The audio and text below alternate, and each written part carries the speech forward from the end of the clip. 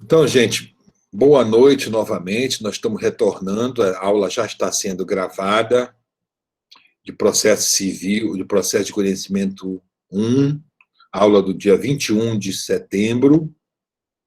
Já fizemos a primeira parte, que começou às 18h30, demos um intervalo, e agora estamos retornando justamente para a unidade 1. Eu vou colocar aqui para vocês, está lá no Google Sala de Aula, mas vou repetir aqui, que fica mais fácil para vocês acessarem, a lista de presença da aula de hoje. Eu vou colocar aqui no chat, tá? E só ratificando que é apenas para efeito de meu controle,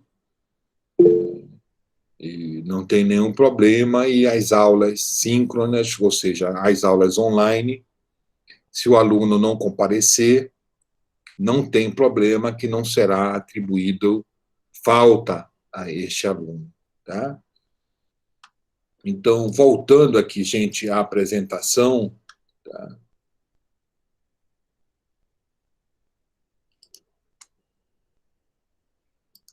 Mostrar aqui para vocês. Nós estamos aqui no sujeito do processo, já vimos a questão do juiz, tá? E aqui vamos ver os poderes e deveres das partes dos seus procuradores, que justamente está no Código de Processo Civil, das partes, seus procuradores, direitos e deveres. Então, ele começa com uma questão do juiz, né, que é, na verdade, esse reitor do processo, o que dirige o processo, que zela pelo seu andamento, exercendo o poder de polícia. E agora vamos ver um capítulo que é muito caro para toda a sistemática processual, que é justamente dos deveres das partes e dos seus procuradores, como está aqui no nosso programinha aqui, tá? Então, eu vou espelhar agora para vocês o Código de Processo Civil, que vai nos dar, a partir do artigo 77, né? Na verdade, é uma intenção de que o processo possa correr e que deve correr de forma mais justa, célere e proba, ou seja, a chamada probidade processual. A gente acaba aprendendo muito, fazer chincana no processo, ganhar o processo pelo processo, né? Mas aí o Código de Processo Civil de 2015 tenta resgatar essa questão o quê? Da colaboração das partes, da razoabilidade das pretensões, né? De postular uma coisa. O advogado, ele é parcial, porque ele defende o interesse de uma das partes, mas ele tem que ter uma postura ética, independentemente se ele está advogado. Diferentemente do juiz, que tem que ser um agente imparcial, o advogado não, ele é parcial, porque ele vai defender os interesses de um dos envolvidos no processo. Mas isso não significa, essa parcialidade, falta de ética, né? Então, você vê muito isso.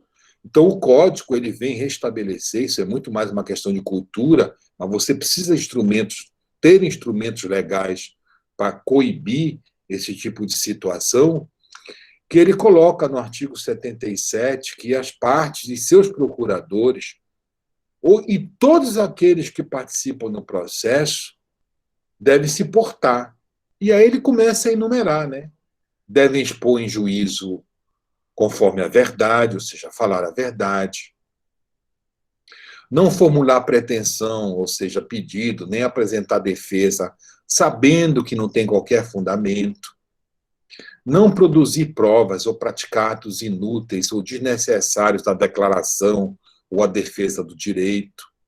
Cumprir decisões judiciais de natureza provisória ou final. Não criar embaraços para o cumprimento e para a efetivação dessa decisão. Declinar, ou seja, informar, logo que puder falar nos autos, o seu endereço residencial ou profissional, onde receberá intimações, e deve comunicar isso quando mudar. Não inovar de forma ilegal no estado do fato da coisa, mudar, por exemplo, o estado de fato das coisas, de bem ou de litígio, para alterar.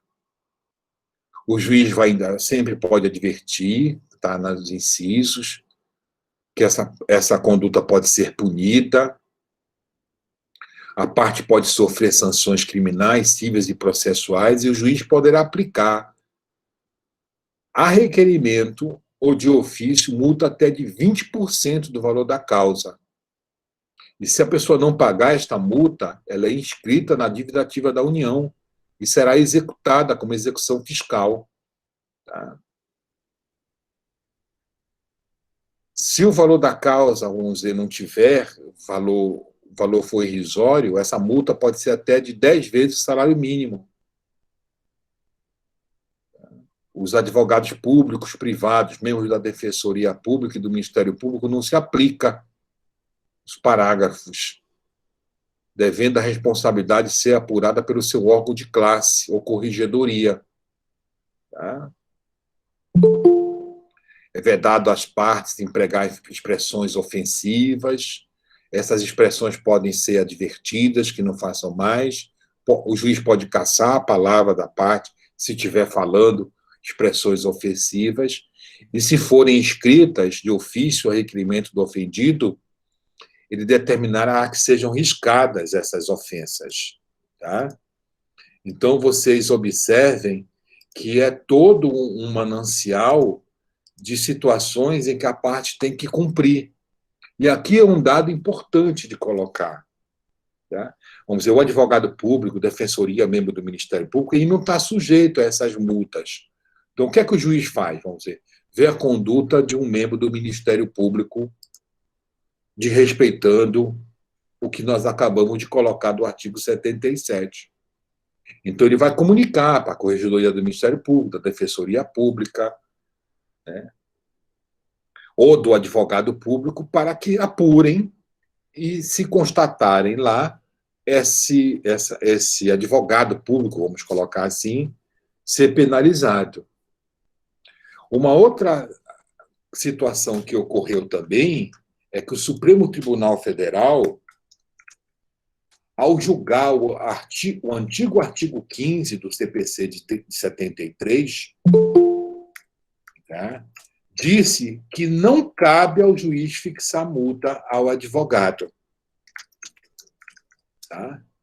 Eu vou buscar aqui para vocês se eu consigo achar essa ADIM do Supremo. Ou seja,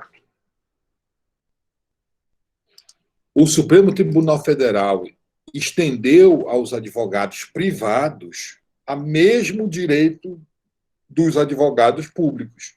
Ou seja, se o juiz verificar, apesar do CPC dizer das partes e seus procuradores, o Supremo deu interpretação conforme e disse que quando o juiz verificar que o advogado cometeu uma dessas improbidades processuais, não poderá aplicar-lhe pena, mas comunicar ao OAB que ao OAB caberá punir este advogado, né? Obviamente que foi pressão nesse sentido, tá? E aqui está, acho que eu consegui achar para vocês, ainda não, mas já vou achar, que é bom que vocês fiquem, que foi uma interpretação que o Supremo deu, né?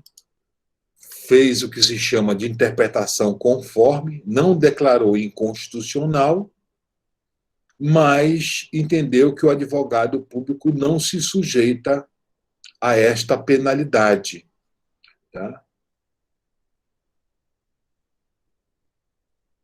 Então, gente, tá aqui, é isto mesmo? Deixa eu ver se eu acho.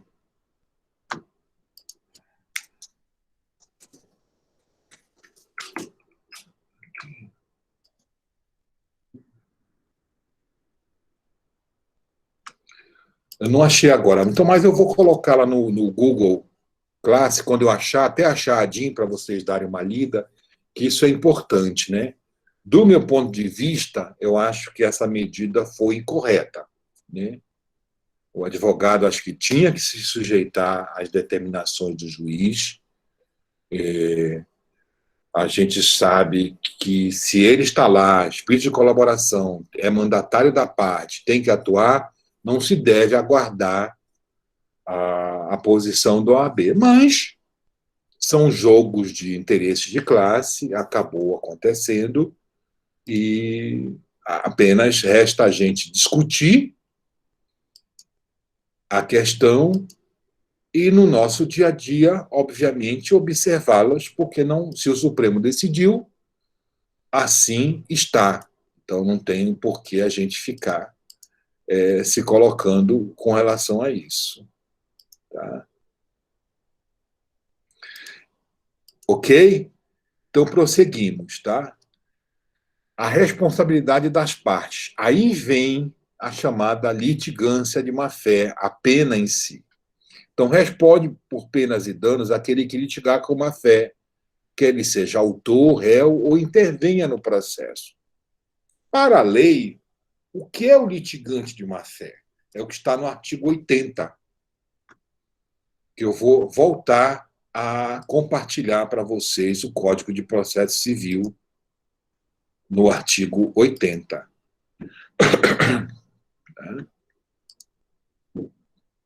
Está chegando. Pronto. Voltou a apresentação. Então, o artigo 80 diz: quem é litigante de má-fé em termos processuais civis? Aquele que deduz pretensão ou defesa contra texto, expresso ou lei ou fato incontroverso. Altera a verdade dos fatos. Usa do processo para conseguir objetivo ilegal.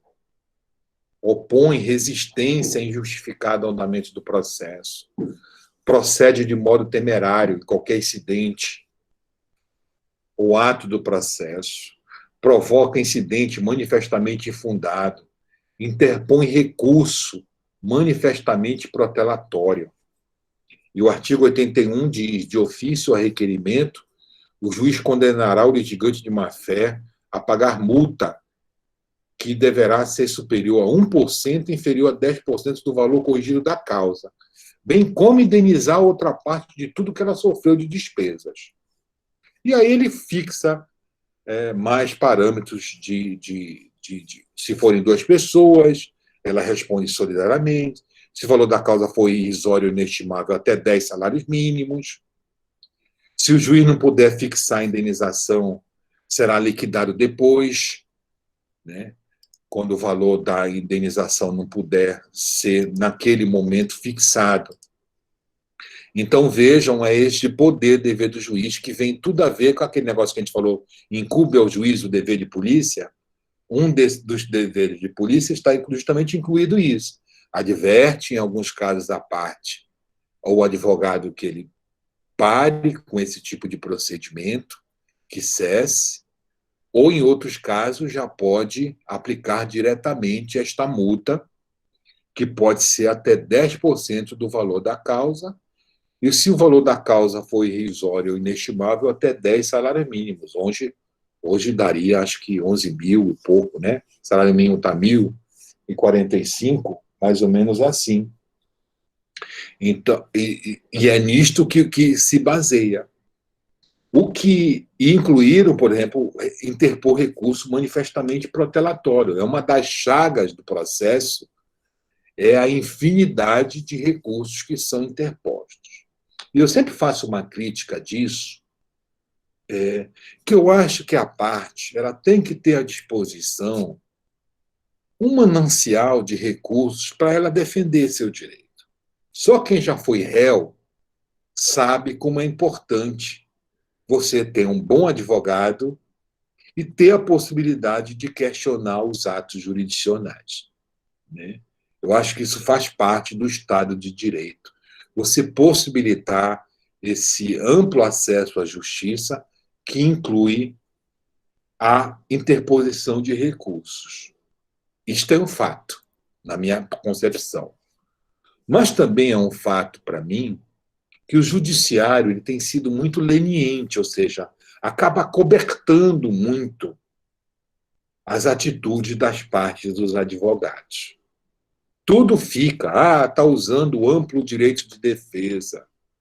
Então, você vê atitudes repetidas de determinadas partes, né? Às vezes se insurgindo contra a súmula vinculante, recorrendo disso, e a lei diz expressamente que, nesses casos, ela fica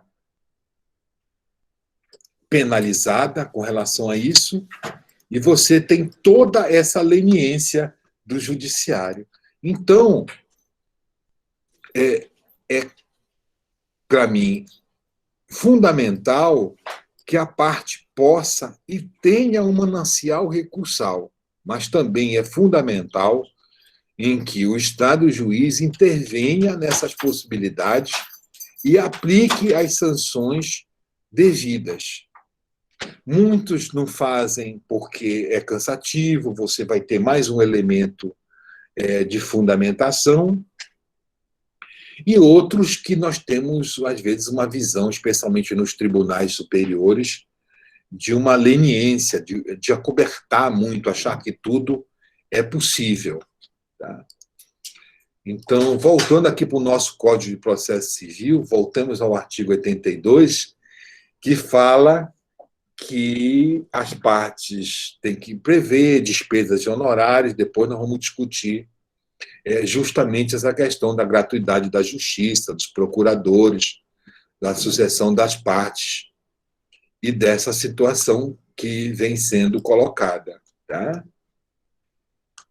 Ok, gente, até aqui, da questão da litigância de má-fé? Tudo tranquilo? Deem um oi aí. Olha, gente, já estou marcando gente que desliga a câmera, já falei, desliga o áudio, está vendo alguma série e nem está participando aqui, hein?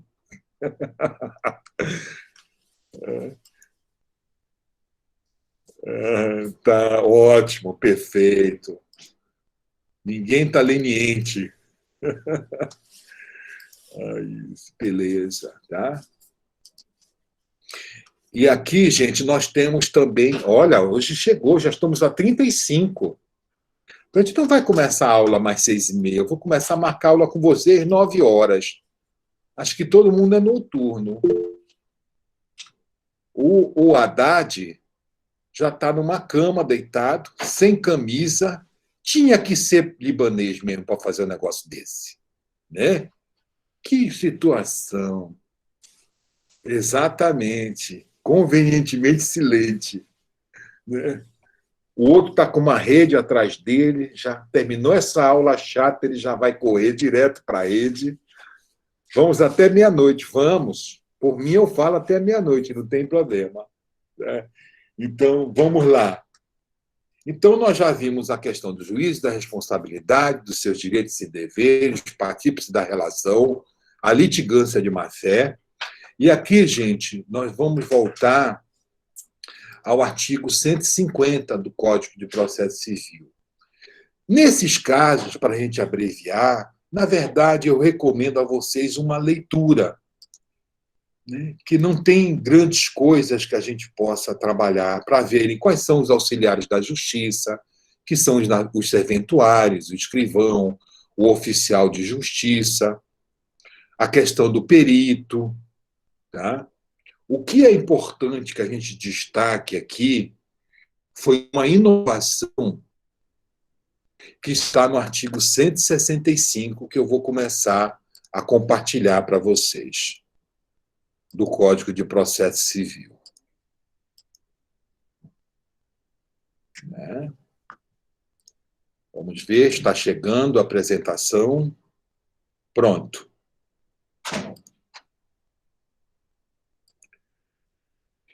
E aí, o que é que justamente diz? O Código de Processo Civil atual veio dar uma grande ênfase à chamada mediação e conciliação. Tá? dentro de uma sistemática, chamado Código Fux, atual presidente do Supremo Tribunal Federal, em que muitas questões não necessitariam de serem levadas ao judiciário, podendo ser resolvidas de uma forma mais simples, barata e direta. E, para tanto, criou, ou melhor, explanou, que já existiam, vamos dizer, conciliadores mediadores, mas agora no âmbito judicial.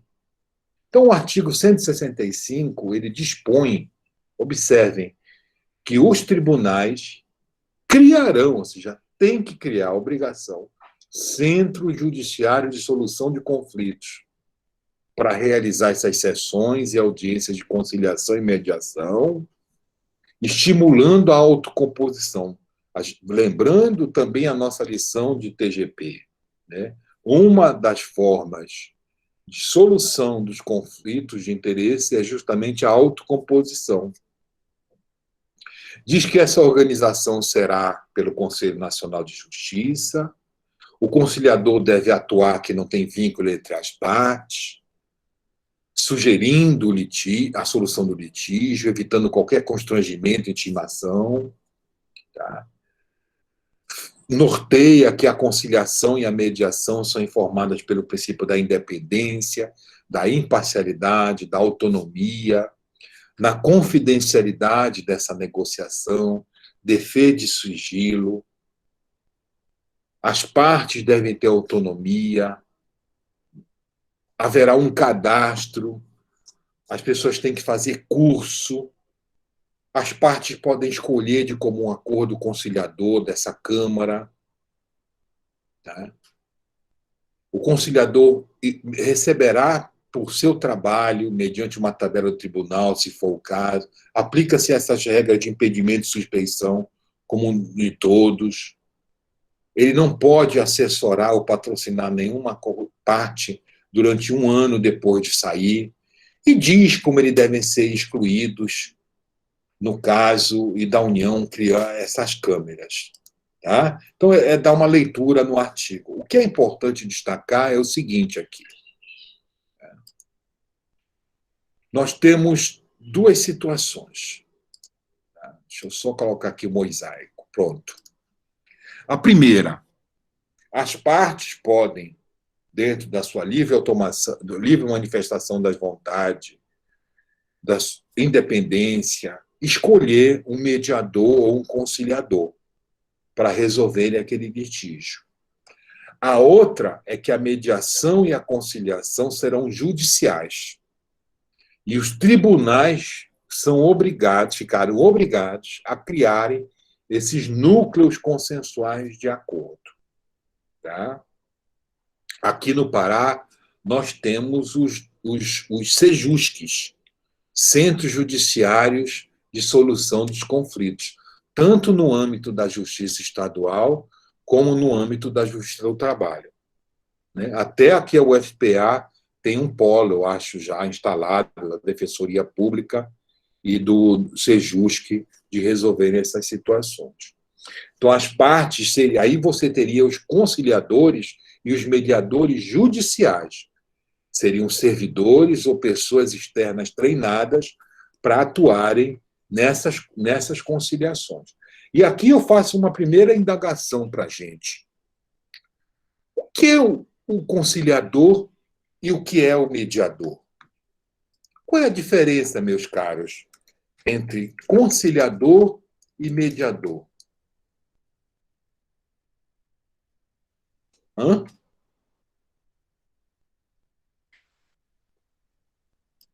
Alguém consegue saber a diferença entre mediação e conciliação?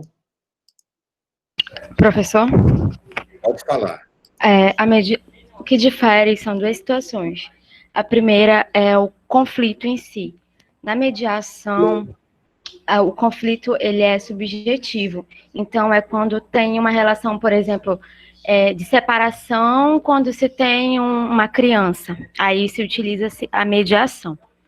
E também a mediação, o mediador ele pode sugerir Não, ele não pode sugerir, ele só pode promover o diálogo entre as partes, ao contrário da conciliação. A conciliação, o conciliador ele pode sugerir uma provável resolução do conflito, e ao contrário da mediação, a relação entre as partes é mais objetiva. Não tem nenhuma relação familiar, digamos assim.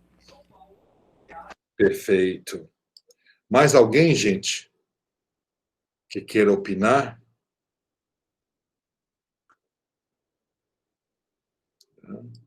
Eu gosto de uma expressão que tem até na própria academia, que é o seguinte, tá? A diferença disso prevista no artigo 165 do nosso EPC.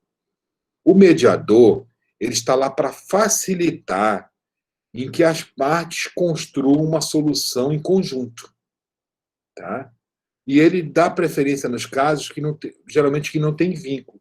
Então, na verdade, o mediador é um condutor, um facilitador que as partes elas constroem a solução. Esta é a figura do mediador. Já o conciliador, ele atua de uma forma mais ativa. Ele vai em conflitos e sugere soluções, possíveis arranjos, nos casos em que não exista qualquer relacionamento entre as partes. Ou seja, a figura do conciliador ela é muito mais proativa. Opina, fala as vantagens da conciliação, pode invocar precedentes. Tá? E aqui eu vou colocar para a gente no chat justamente o que eu acho, o que é o mediador, que eu retirei de um artigozinho, não é construção minha, o que é o mediador, o que é o conciliador, para vocês terem uma ideia. Tá? Então, repetindo, essas figuras são formas de solução extrajudicial dos conflitos e também no judiciário. Então, as partes podem chamar um mediador, um conciliador de comum acordo, e os tribunais deverão criar esses núcleos consensuais de solução dos litígios, com mediadores e conciliadores judiciais que irão atuar. E mais, essa atuação ela pode se dar numa fase pré-processual ou processual. O que isso significa? Antes da parte ingressar com o processo, ela procura esses centros de conciliação. Tá? Vamos dar um caso que é muito corriqueiro. Fulano de tal não está pagando a pensão para o meu filho. Aí a mulher vai lá se queixar que o cara saiu da casa e não está pagando a pensão. Então, em vez logo de entrar com processo, uma ação de cobrança de pensão alimentícia, o conciliador chama o pai, tenta resolver a situação, resolvida a situação, pronto, nem processo teve. As partes assinam lá, aquilo vira um título que pode ser executado, né? Assinado pelo juiz, pela testemunha, pelos conciliadores. Aí atua neste caso. Ou seja, nem existiu processo formalmente, né? Não entrou todo aquele procedimento, aquele formalismo processual. Isto é uma fase pré-processual, tá? Que ainda é muito tímida no Brasil. Porque vocês imaginem, a estrutura judiciária nem consegue atender os processos que estão tramitando, imagine atender essa demanda de processos que nem existem ainda, a demanda dessa população. E existe atuação já processual. Né? Existem alguns tribunais que os processos vão primeiro nesses núcleos. Aí, não tendo acordo, é que vai para o juiz em si, para instruir e julgar o processo. Tem outros que o juiz pode mandar esse processo para o núcleo. Né? Olha, é muito melhor, as pessoas estão mais preparadas lá, tem mais tempo, aqui eu estou com uma pauta. Então, ele vê que o processo tem possibilidade de acordo, é viável, né? Ele manda para esses núcleos. E pode acontecer, gente, até nos tribunais, né? Por exemplo, a estrutura pioneira aqui no Pará foi da Justiça do Trabalho na criação desses núcleos.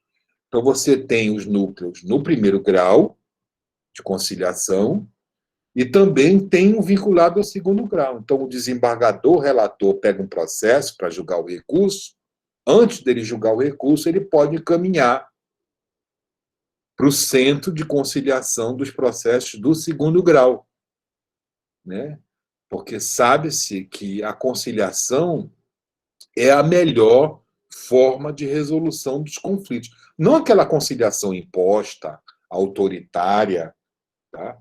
Mas aquela conciliação que seja formulada pelas partes, né? Chegada ao consenso das partes. Então, e vai nesse aspecto. Tá? Isso é muito comum mesmo, se fala bastante durante, na verdade, todo o processo, se tem acordo ou não. Tá? Ok? Deu para vocês terem uma ideia, basicamente, do que como funciona isso? Eu vou aqui encaminhar para vocês, tá? A regulamentação do CNJ a respeito da matéria, tá? Que inclusive é o chamado movimento pela conciliação, que são os núcleos permanentes de solução dos conflitos, os NUPEMEC, e os centros judiciários de solução dos conflitos nos tribunais, o SEJUSC. Isso foi regulamentado, tá?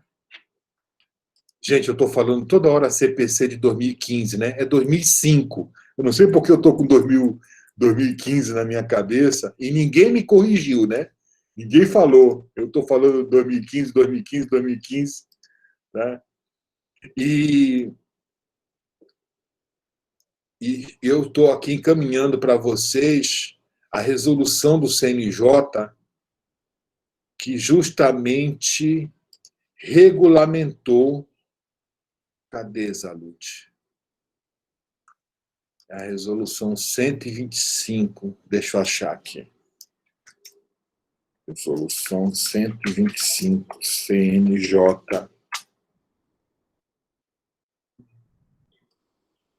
Está aqui. Achei. Vou mandar o link para vocês aqui. Deem uma olhada. Tá? É muito interessante. Eu acho que pode ser um campo ainda profissional pouco explorado. O advogado, né? Atuar como mediador e conciliador. Né? A gente só pensa em arbitragem, eu acho que pode ser.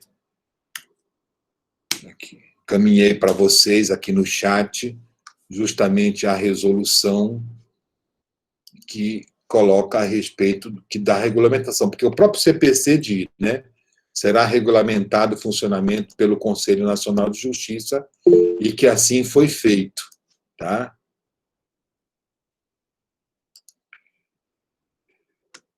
Haddad, tu está falando da audiência una, acho que fica muito mais vinculado à Justiça do Trabalho, não é verdade?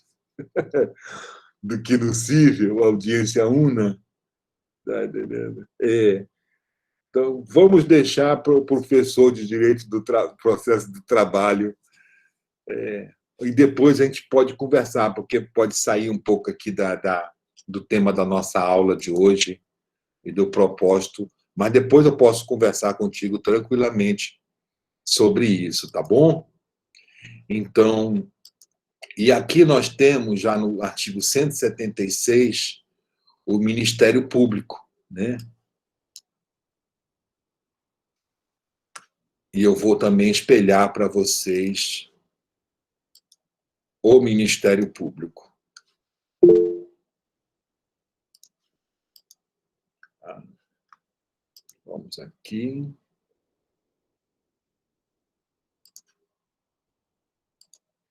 Pronto. é que fala, né? Na verdade, o 176 faz do postulado, atuará na defesa da ordem, exercerá a ação, será intimado no prazo de 30 dias para intervir no fiscal da lei, nos seguintes casos: interesse público social, interesse de incapaz, litígio de posse da terra rural urbana. Tá? A participação da fazenda pública não configura por si só hipótese de intervenção do Ministério Público. O que é que isso quer dizer? Nos casos em que envolve ente público, tá? A lei determina que há intervenção obrigatória do Ministério Público. E aqui o CPC vem e esclarece que não é pelo simples fato da fazenda pública estar que configura a hipótese de intervenção do Ministério Público. Existem situações, né, por exemplo, de uma execução fiscal que não há interesse do Ministério Público. Então, na verdade, o Ministério Público intervém como fiscal da lei, nesses casos, muito mais de interesse público ou social, interesse de capaz, litígios, e nos demais casos da administração pública para zelar pelo patrimônio público. Quando ele é fiscal, ele terá vista dos autos depois das partes, é intimado de todos os atos do processo. A intimação do Ministério Público é impessoal, ou seja, ele recebe os autos do processo eletronicamente. Sempre é assim, a intimação pessoal. Tá? Poderá produzir provas, requerer medidas. O Ministério Público tem prerrogativa do prazo em dobro para se manifestar nos atos. E sua intimação é pessoal, é como eu já disse para vocês. Se for em processo eletrônico, será pelo sistema eletrônico, e se for processo ainda de papel, se encaminha o processo ao Ministério Público para ele ser intimado. Tá? Ele poderá oferecer parecer,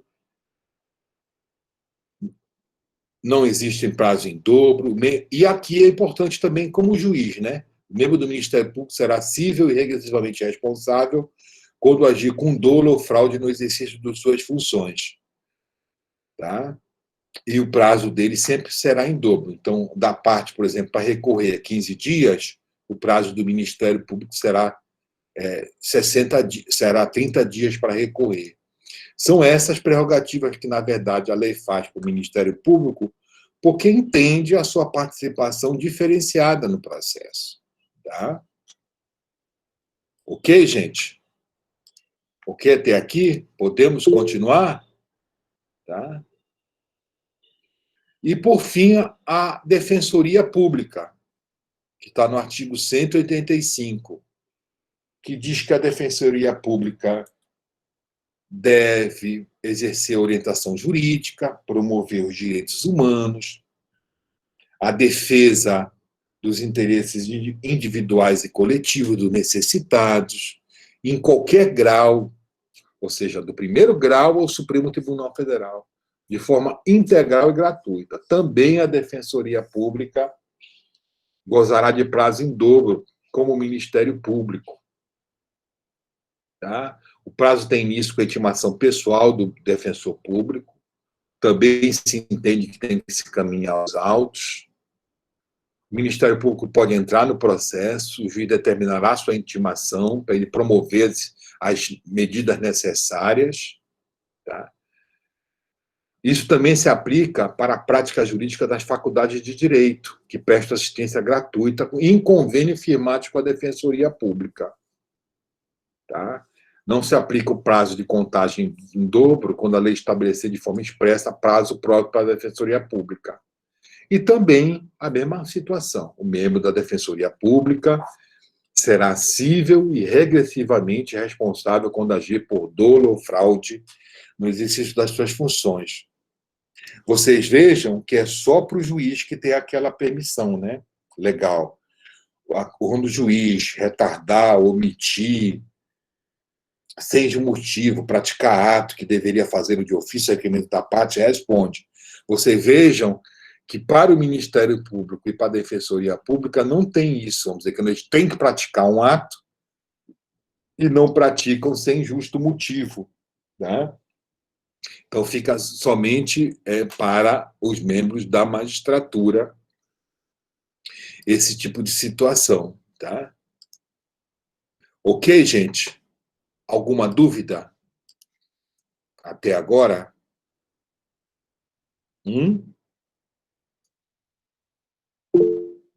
Tranquilo? Então, eu acho que por hoje está bom. A gente adiantou bastante. Repetindo, acessem lá o Google Sala de Aula, está lá a lista de presença, todo o nosso material. Já tem até a unidade 3, ou seja, das nossas 3 semanas, tá? Plano de aula, todas as unidades, a unidade já está até 5 de outubro, as nossas unidades. Não esqueçam de fazerem a lista de presença, repetindo, ela não será para dar falta para vocês, mas apenas pelo nosso controle.